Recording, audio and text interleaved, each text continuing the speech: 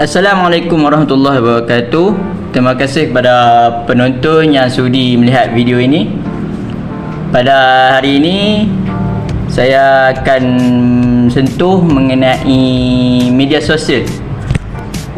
Media sosial ini seperti mana kita tahu, dia sebagai medium perantara untuk kita berkomunikasi dengan orang yang berada jauh daripada kita.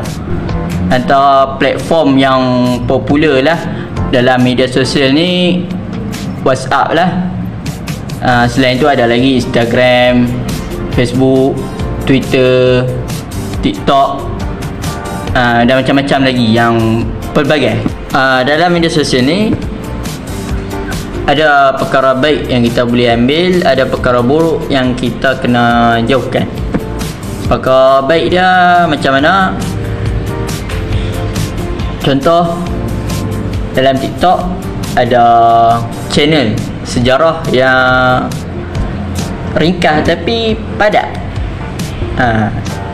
Dalam Twitter sekalipun ada je tokoh-tokoh yang menulis. Dalam Facebook ada tokoh-tokoh yang menulis, profesor. Jadi perkara ni adalah perkara yang baik yang kita perlu ambil. Kalau perkara yang buruk, dari satu sudut kita tengok macam dalam TikTok, orang main motor, mak rempit, berjoget sana, berjoget sini, menari, tak ada batasan, lelaki perempuan macam-macam ni kan. Di situ dah nampak perkara buruk tu dalam TikTok mempengaruhi orang muda. Macam mana kata orang dulu, yang baik jadikan teladan, yang buruk dijadikan sebagai sempadan. Jadi saya rasa setakat ni lah yang saya nak sentuh mengenai media sosial ni. Macam mana saya sebut tadi, baik buruk, pengaruh dia, kesan dia.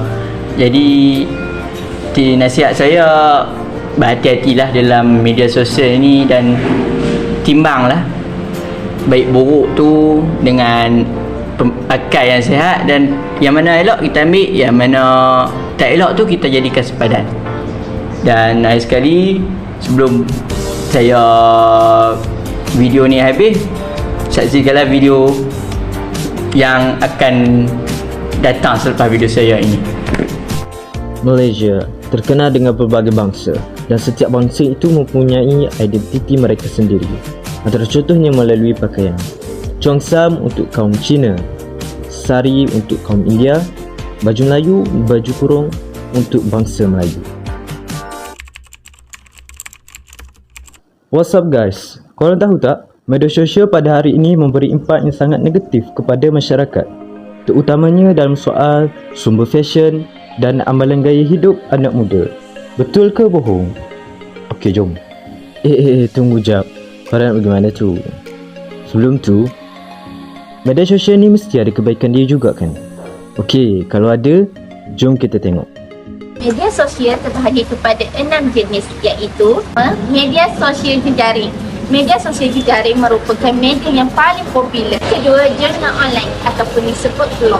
Blog merupakan media sosial yang dapat digunakan penggunaannya untuk melakukan aktiviti seharian, saling mengomen baik tautan web live, informasi dan sebagainya. Yang ketiga, jurnal online sederhana atau microblogging.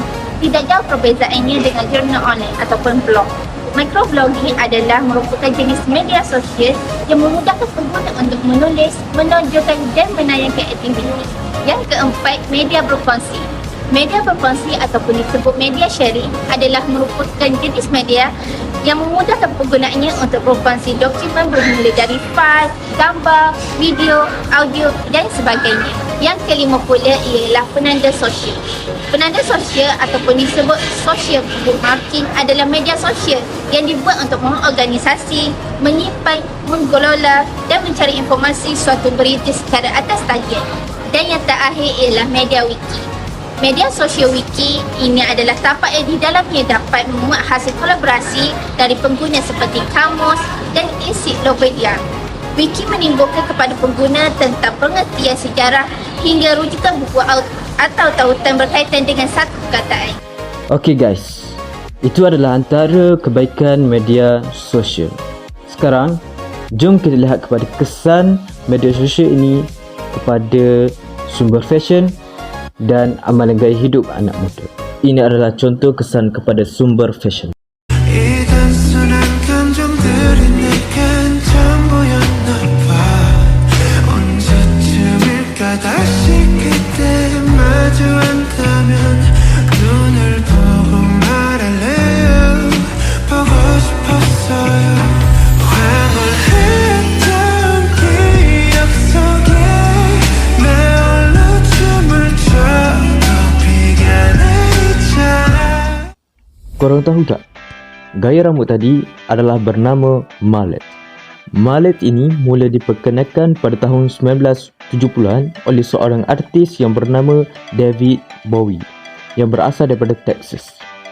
Dengan kuasa media sosial, gaya rambut mullet ini menjadi viral kembali pada 2021 dan menjadi ikutan kepada kebanyakan anak muda. Berikut adalah bukti kesan media sosial kepada amalan gaya hidup anak muda. Petirannya bersama wartawan Miza Syafiza Muhammad Fuad. Kajian dari Pew Research Center mendapati media sosial hampir tidak boleh dipisahkan daripada kehidupan remaja. Ia adalah medium paling penting bukan hanya sebagai tempat memperoleh maklumat tetapi juga sudah menjadi gaya hidup. Twitter, TikTok dan Instagram adalah antara media sosial yang banyak memberi impak negatif kepada golongan remaja. Menurut seorang Insta-famous yang lebih dikenali sebagai Nisha Haq, beberapa perkara perlu dititik beratkan dalam usaha membendung perkara yang tidak diingini berlaku. Okay guys, so sekarang jom kita pergi kepada sesi temu bual. Baiklah, seterusnya saya bersama dengan Puteri Nur Suhaila binti Azman yang juga merupakan seorang mahasiswi daripada Universiti Kebangsaan Malaysia. Baiklah saudari, apakah pendapat saudari tentang kesan buruk media sosial terhadap masyarakat zaman kini khususnya dalam kalangan remaja? Bagi saya, kesan buruk yang paling jelas dah kita boleh nampak dalam penggunaan media sosial khususnya remaja ialah pembaziran masa. Kita boleh lihat berbagai macam remaja zaman sekarang ni, khususnya yang masih bersekolah lah, macam bersekolah menengah, diorang akan menggunakan media sosial ni ataupun melayari internet sehingga tengah malam, dan esoknya mereka pergi ke sekolah dalam keadaan mereka hilang fokus lah, tak ada fokus untuk belajar. So bila hilangnya fokus untuk belajar, tentunya lah keputusan perasaan mereka pun tidak memuaskan, ataupun kita boleh katakan keputusan perasaan mereka ni tidak mencapai tahap yang diinginkan lah. Ini semua disebabkan pembaziran masa mereka dalam melayari media sosial. Dan lagi satu kesan yang kita boleh nampak ialah pengaruh fashion zaman sekarang. Contoh ni khususnya kita khususkan pada golongan perempuan lah, remaja perempuan. Sebab bila kita scroll TikTok, kita tengok banyak sangat video trend zaman sekarang, macam pakai baju yang sangat ketat, membalut badan. Contoh kan, kita ni khusus pada Muslim lah. Muslim ada syariat dia sendiri dalam menutup aurat. Contohnya macam pakai tudung, pakai hijab tu menutupi dada, bawah dada, pakai baju yang longgar, yang tak ketat semua. Tapi trend zaman sekarang ni pakai tudung yang nampak leher, atas dada yang menampakkan tubuh badan, pakai baju yang ketat. So fashion ni juga ada yang datang daripada barat. Ni semua disebabkan media sosial lah, pengaruh media sosial. So sebenarnya banyak je yang baik dalam media sosial dan banyak juga yang buruk. Janganlah kita salah gunakan media sosial. Jadilah pengguna yang bijak dalam memilih dan menentukan hidup kita lah, gaya hidup kita sebagai remaja. Banyak input yang kita boleh dapat daripada Suhaila, khususnya dari segi keburukan media sosial jika kita menyalahgunakan media sosial dari segi fashion dan amalan gaya hidup.